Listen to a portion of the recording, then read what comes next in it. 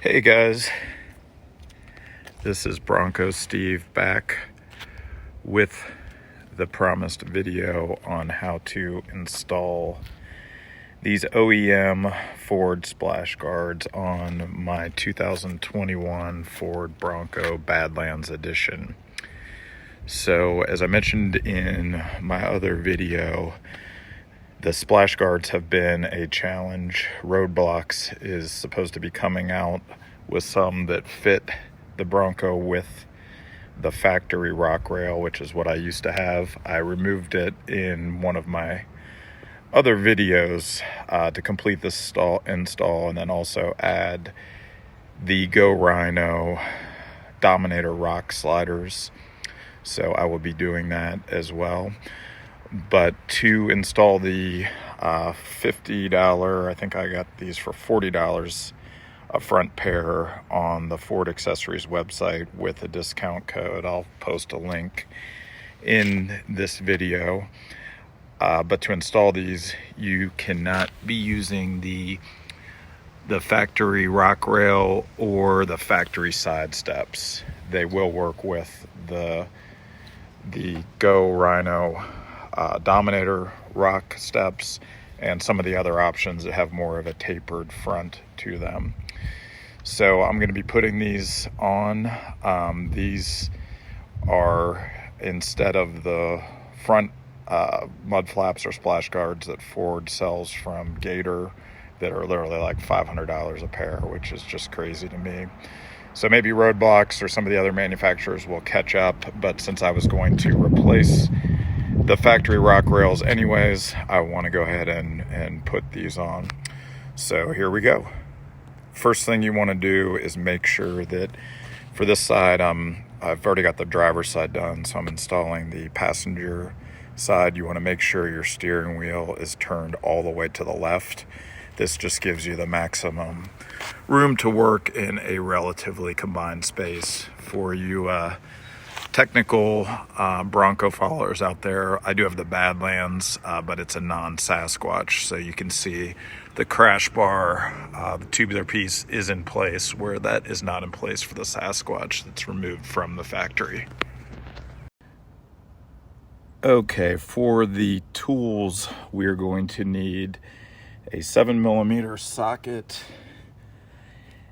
a pry piece to get out the plastic clips, although I just used my fingernails, and then a Phillips head screwdriver, although it's not specified in the instructions, and then also a 1/4-inch drill.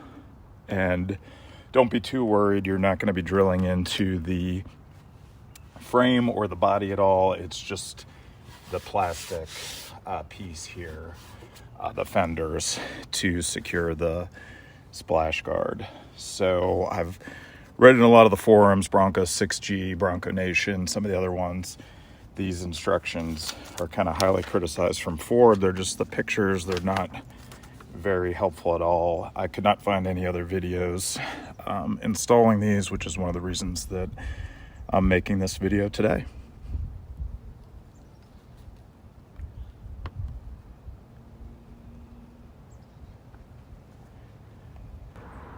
Okay, the first thing Ford wants us to do is remove these two, so the farthest out and then the next one in, trim pieces. Now this is where they didn't specify a screwdriver, but on mine these are actually Phillips heads, plastic screw trim pieces, I believe they're called. So I'm going to unscrew these, and then at least on the driver's side I was able to get these out using my fingernails. So they're kind of wedged in a little bit, but I'm going to unscrew the pieces first here and then see if I can get these pried out. A little bit tougher than they were on the driver's side.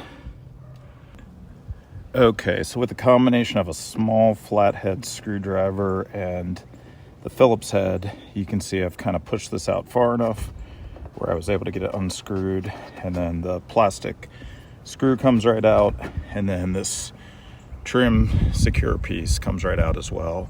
So you want to do that here and here.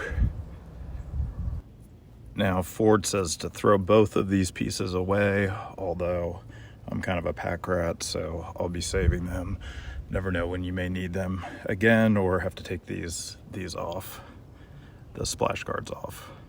Okay, in the package you're gonna have a total of 3 clips per side, 2 black, 1 silver. We're gonna be working with the 2 black clips here to affix to the trim, or the, I should say, the backing piece here.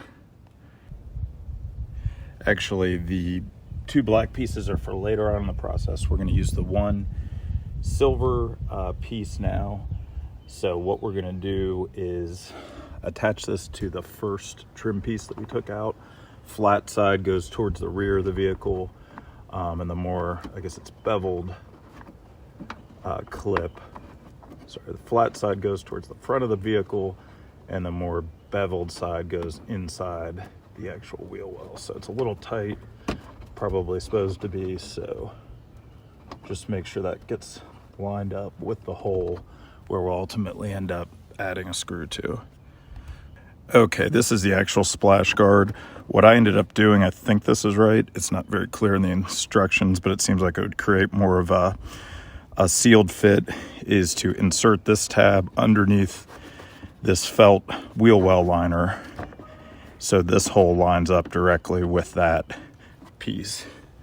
And then what we're going to do is line it up as tight as you can to the actual vehicle and this plastic fender. You can see here where the notches are, hopefully, and with that factory rock rail, that actually would be sticking out here, which I have seen some people use a Dremel tool and cut these to fit. But again, I was going to be replacing those with the rock steps anyways from Go Rhino, so I went ahead and just did the option without having to actually modify the plastic. Okay, now we are at the step for the black clips. The first one goes here underneath, and there's a little notch marked on the splash guard and near where I've got the crash bar, and then the other clip, and there's a mark on the splash guard as well, goes here. So if you can see that inside, and this one's a little tight, but just work it in. May have to give it a slight tap.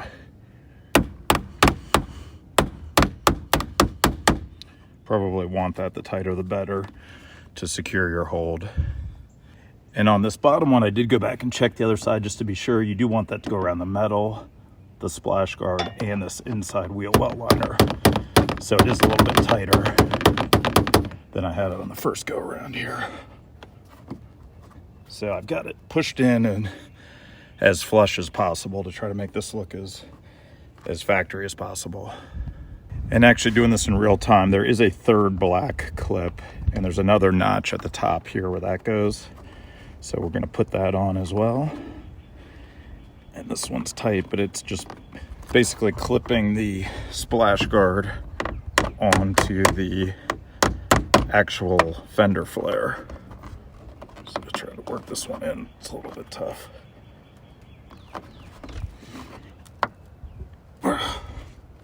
I have heard of people using a heat gun to soften these up a little bit, which I have not done here, but that is an option.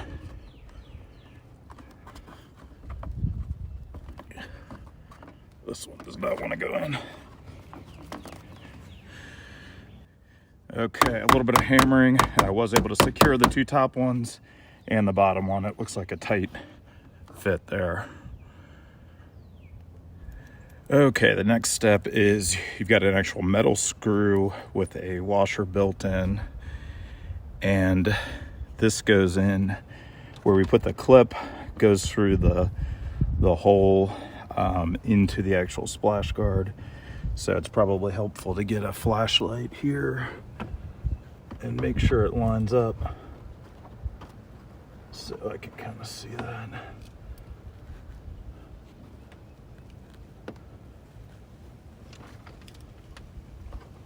but you're going through the clip and the actual splash guard itself. So you can actually lift up here, and I've got a small, this is a 7mm socket that goes around that bolt, and I'm just gonna peel up the inside of the wheel well to make sure this is actually going to thread in through the splash guard. I haven't missed it. Looks like I gotta angle it a little bit and push up. So let's see. I think we're close.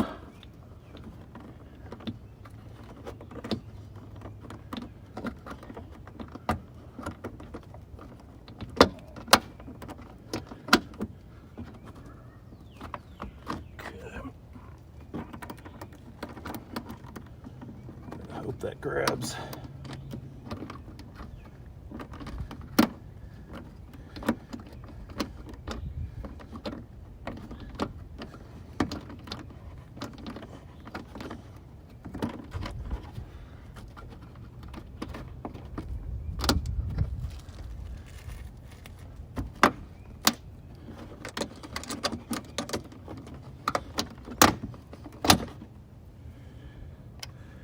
Okay, I did finally get it to grab on the inside, so tighten that up and tighten with this socket.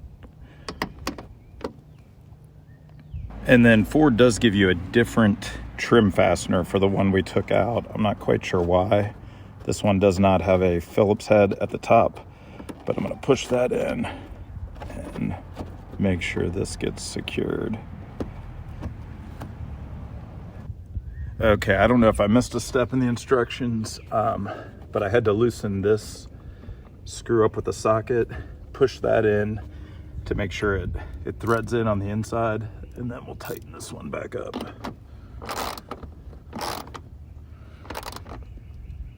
Okay, I think everything's secure there. Okay, next step is we're gonna drill 2 holes in through each of these spots through the fender flare with a 1/2 inch bit. So I'm gonna do the first one, and it's just going plastic through plastic. And then I like doing these one at a time to make sure you get it as flush as possible. So these are almost like a threaded plastic screw, but with no head on it. So this bottom one goes in a little bit easier. I just have to turn it by hand. And then when we do the top one, I actually will show you, but I had to drill it and then use a pair of pliers actually to get enough of a grip on it. But this bottom one goes in much easier. We'll drill the top one. You kind of have to bend back the splash guard a little bit. I want to be careful here.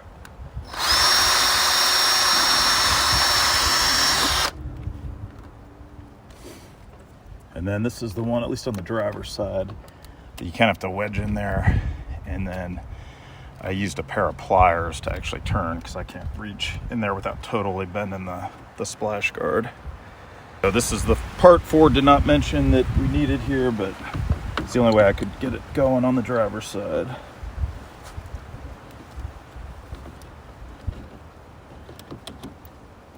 I feel like I'm picking on Ford today.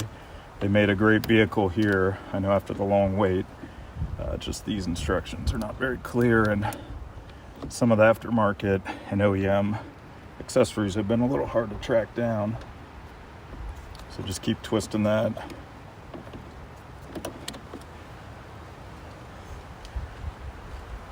And then you can actually get to a certain point where you just push it in, but it feels like both are secure there.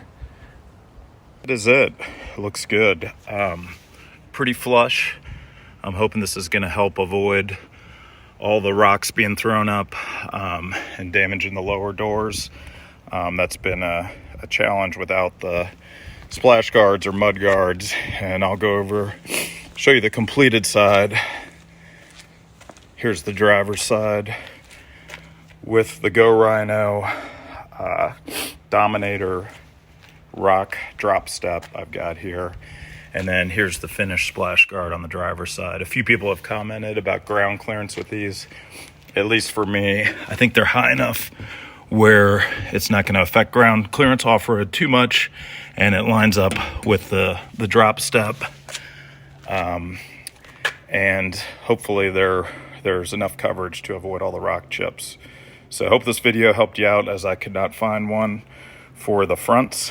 And please like and smash the subscribe button. I've always wanted to say that. Thank you.